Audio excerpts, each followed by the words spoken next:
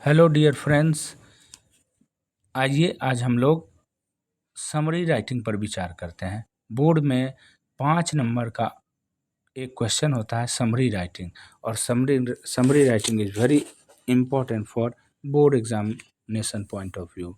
तो इसे प्यारे बच्चों, प्यारे साथियों, इसे ध्यान से पढ़ें और समझें।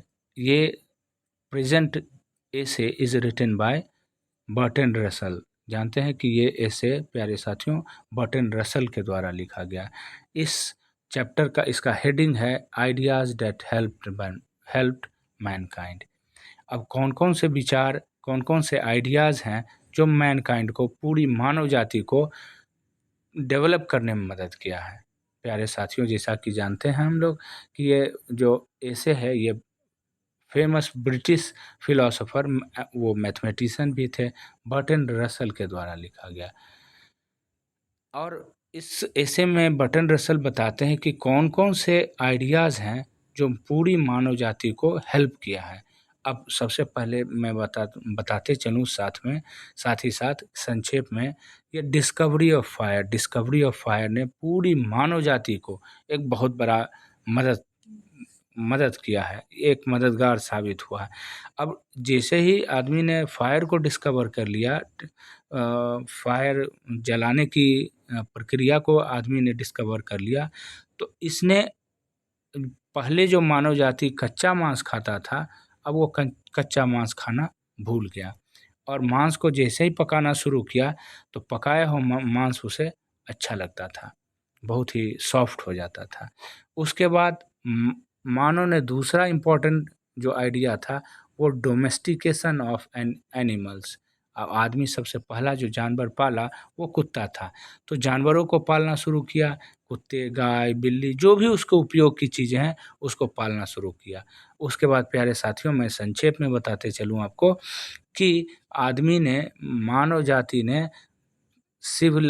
जाति के द्वारा जो दूसरा चीज़ जो बहुत हेल्प किया, जो डिस्कवरी था, वो डिस्कवरी ऑफ एग्रीकल्चर। जब मानव ने कृषि खेती करना जब सीख गया, तो ये आइडिया उसे बहुत ही हेल्पफुल हुआ।